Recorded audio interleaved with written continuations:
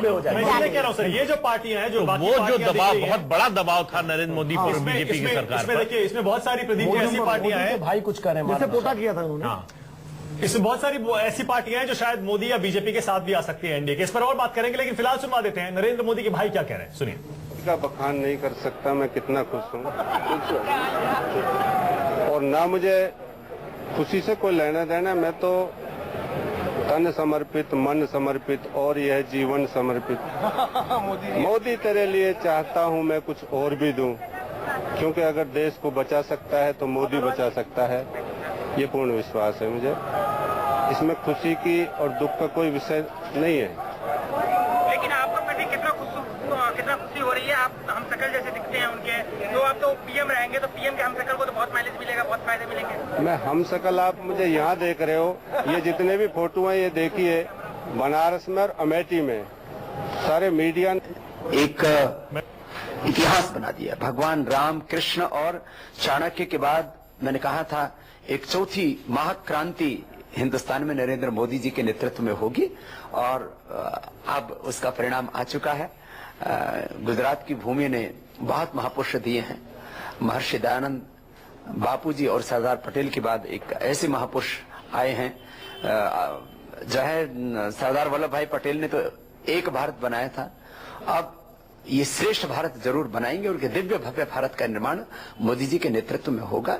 जब मोदी जी का नाम सब संत महापुरुषों ने हरिद्वार में आचार्य क्रम के उद्घाटन में आगे किया था प्रधानमंत्री, तो जाहिर है अब राम अजीत जी, प्रदीप जी कुछ कहना चाह रहे हैं। बीजेपी की ये जीत स्वामी रामदेव के बावजूद है, और बिना मांगी सलाह बीजेपी को है कि ऐसे लोगों से जितना दूर रहें उतना राजनीति के लिए भी अच्छा है, उनके लिए भी अच्छा है और देश के लिए। लेकिन परसेप्शन तो ये है रामदेव ने भी बहुत काम किया बीजेपी के लिए, बहुत नहीं, लेकिन जो बाद में उन्होंने किया उस पर तो उसके बाद कहा जाने लगा था कि दलित वोट जो आ रहा था वो चला गया। लेकिन तस्वीर तो उल्टी है। नहीं, अगर बीएस की वजह से नहीं है। हमारा मानना है कि अगर उन्होंने ये सब न किया होता तो शायद और बेहतर स्थिति होती। चलिए ठीक है।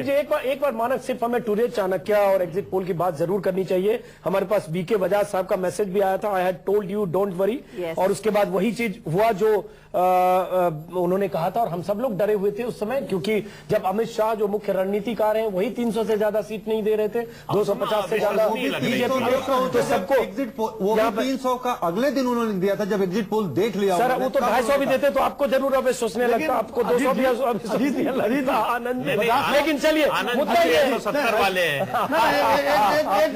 लेकिन मुद्दा ये है कि दर्शकों पूरी बात चली जाए उसके बाद अपनी बात कहिएगा। ये बात जरूर है कि बहुत जोखिम का काम होता है एग्जिट पोल, और इस देश में जहां बड़ी बड़ी एजेंसी है, एसी नेल्सन से लेकर मार्ग तक, और तमाम बड़ी बड़ी एजेंसी है, तमाम एजेंसियों ने सर्वे किए, एग्जिट पोल किए। उन सर्वे पर हमेशा सवाल हुए, और सवाल इस बार इसलिए हुए क्योंकि 2004 की मिसाल सबके सामने थी, और वो गुफब जब इंडिया शाइनिंग के नाम पर जो नतीजे दिखाए गए वो नहीं हुए। तमाम एजेंसीज, बड़ी बड़ी मल्टीनेशनल एजेंसीज एक तरफ, और टुडे चाणक्य एक तरफ, जिसने न्यूज 24 के साथ सर्वे किया। न्यूज 24 ने टुडे चाणक्य का सर्वे दिखाया। वो टुडे चाणक्य, अगर उसने नंबर दिए 325 से 340 एनडीए को, 320 सीटें एनडीए को है, अगर टुडे चाणक्य ने नंबर दिए 275, 76 से लेकर 290, तो किसी को भी लग रहा था चौंकाने वाला। और आपको बता दें दर्शकों को, आज ये बताना जरूरी है, क्योंकि हम सब लोगों को लग रहा था ये गलत होगा, तो क्या, क्योंकि एक भी आदमी ऐसा नहीं था बाहर, अलग अलग राजनीतिक दलों का, इंक्लूडिंग बीजेपी, जो मान रही थी कि नंबर सही होगा। क्योंकि अगर बीजेपी को लगता है यह नंबर सही होगा तो अमित शाह अपना नंबर 295 और 300 नहीं कहते एनडीए का। अगर अमित शाह को लगता है नंबर सही होगा तो अमित शाह अपने नंबर 250 नहीं कहते। बिल्कुल। और अजीत जी, उन्होंने इस एग्जिट पोल के बाद कहा था अपना एग्जिट नंबर पोल के बाद ऐसा का, तो वो अपने आप को उस तरीके से एडजस्ट कर रहे थे। और अनुराधा जी एक और बात, लेकिन नहीं लिया अमित शाह ने ये कहने का कि हम अपने दम पर 272 ले आएंगे। और मैं ये कह रहा हूं, मेरे हाथ में लिस्ट है, ये जो 5-7 बड़े बड़े एग्जिट पोल हुए थे 12 तारीख को, उनमें से किसी ने भी एनडीए को 289 से ज्यादा सीट नहीं दी थी। हाईएस्ट 289। कल भी पोल आए हैं, कल भी, और बीजेपी 210, 220 कुछ ऐसे था बीजेपी में। हाईएस्ट बीजेपी को दिया गया है 250। और अब देखिए 274 पर बीजेपी पहुंच रही है, और हमारे न्यूज 24 टुडे चाणक्य के एग्जिट पोल के बिल्कुल करीब, अकेले अपने दम पर बीजेपी सरकार बना रही है। यही सुनकर लोग बहुत हैरान हो रहे थे।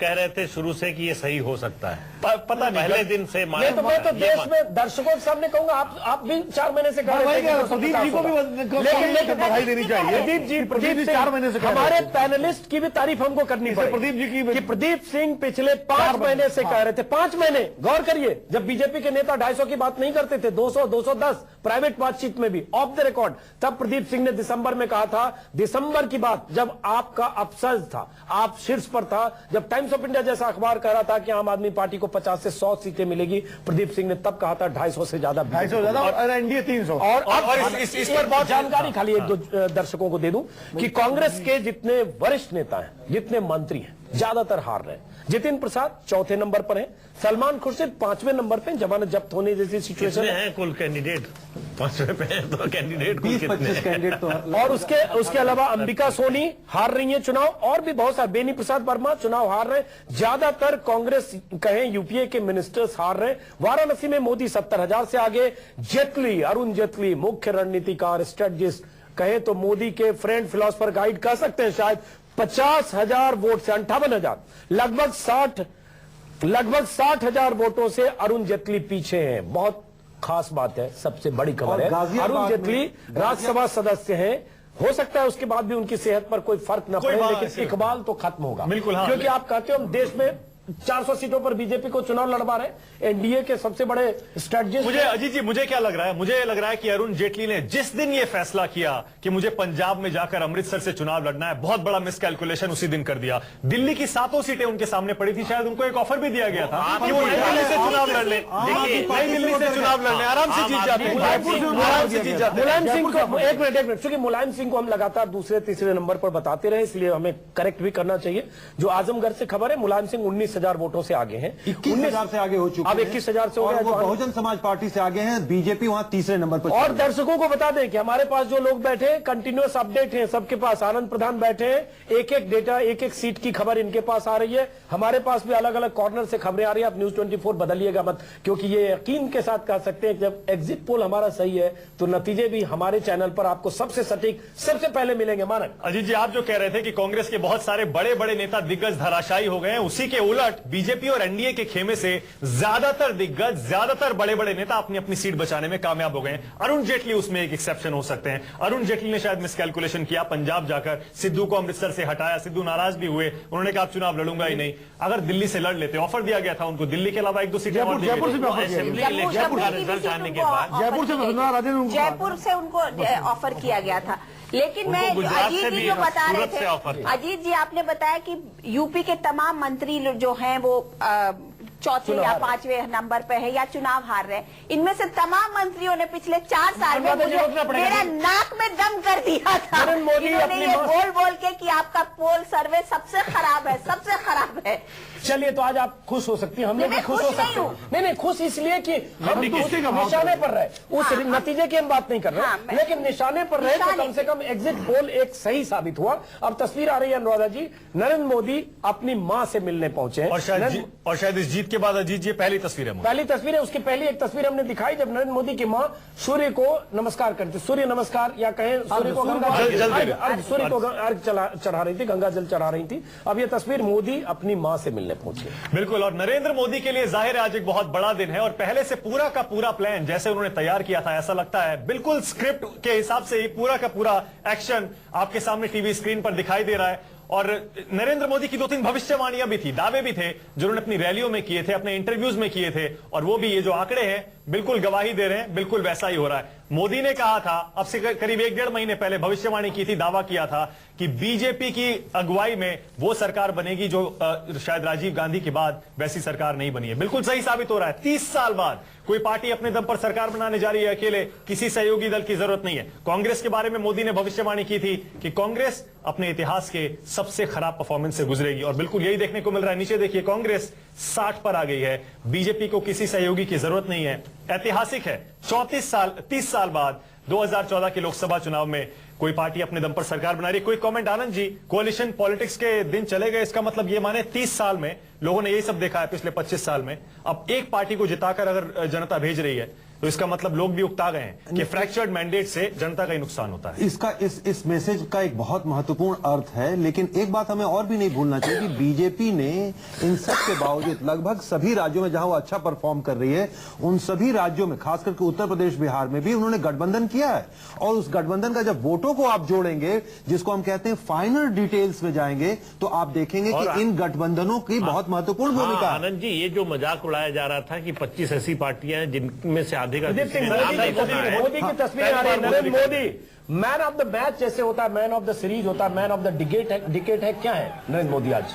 मैन ऑफ द डिकेड नहीं, मैन ऑफ द नेशन है आज। ये आज की डेट में इन्हें मैन ऑफ द नेशन कहा जाएगा। बिल्कुल, जितने नंबर से 273 सीटों पर अगर मोदी की विक्ट्री है, 321 सीटों पर अगर एनडीए की विक्ट्री है, तो किसी एक आदमी को उसका श्रेय दिया जा सकता है, तो नरेंद्र मोदी मां की। हाँ, ये तस्वीरें आप देख रहे हैं, नरेंद्र मोदी अपनी मां से मिलने एक और चीज है अजीत जी, जो हमने रिसेंटली देखी है कि सबसे पहले नरेंद्र मोदी की मां के अलावा उनके कोई रिश्तेदार दिखाई नहीं देते। देखिए तस्वीरों को देखना चाहिए। मां से बैठकर आशीर्वाद ले रहे हैं और मां शायद सलाह भी कर रही है, कुछ शायद सलाह दे रही है। ऐसी तस्वीर विधानसभा चुनाव के बाद भी